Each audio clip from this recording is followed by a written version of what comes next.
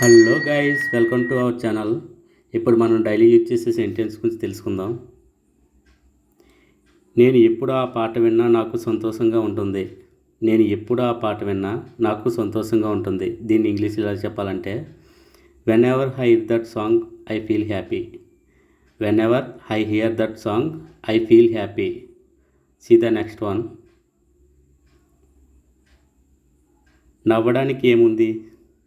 నవ్వడానికి ఏముంది అని చెప్పాల్సి వచ్చినప్పుడు,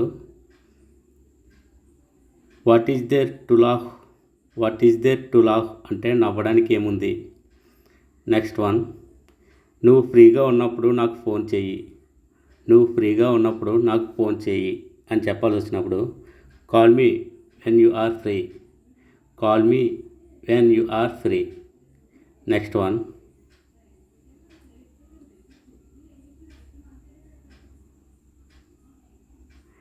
అతడికి చెప్పాల్సిన అవసరం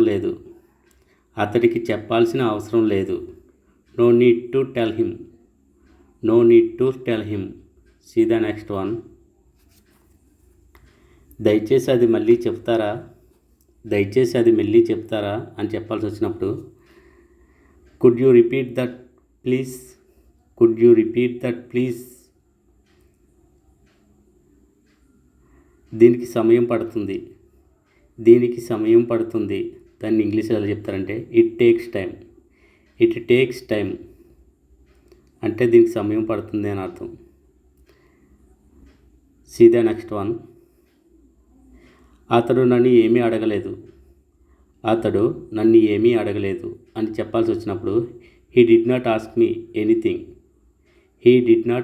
మీ ఎనీథింగ్ అంటే అతడు నన్ను ఏమీ అడగలేదు అని అర్థం. నాకు నచ్చింది చేస్తాను.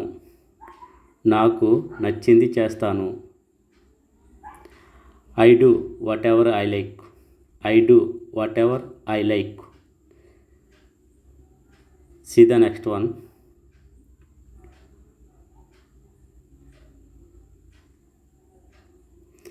మంచం దిగు.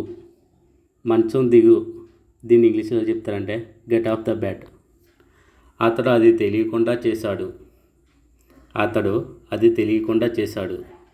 హీ డిడ్ దట్ అన్నోయింగ్లీ అంటే అతడు అది తెలియకుండా చేశాడు అని అర్థం. Next one. అతడు అది కావాలని చేశాడు. He did that wantedly. See the next one. అది కాదా నువ్వు కొన్నది అని చెప్పాల్సి వచ్చినప్పుడు, is it that what you bought. See the next one. అది కాదా నువ్వు తీసుకున్నది అని చెప్పాల్సి వచ్చినప్పుడు, is it that what you took. Next one. అది కాదా నువ్వు ఇచ్చినది అని చెప్పాల్సి వచ్చినప్పుడు, is it that what you gave. దిష్టి పెట్టడం ఇంగ్లీష్లో ఏమంటారంటే, క్యాస్ట్ యాన్ ఈవిల్ ఐ అంటే దిష్టి పెట్టడం. See the next one. నాకు దిష్టి పెట్టకు అని చెప్పడాన్ని, don't cast an evil eye on me. See the next one. నాకు రిస్క్ తీసుకోవడం చాలా ఇష్టం అని చెప్పాల్సి వచ్చినప్పుడు, ఐ లైక్ టేకింగ్ రిస్క్స్.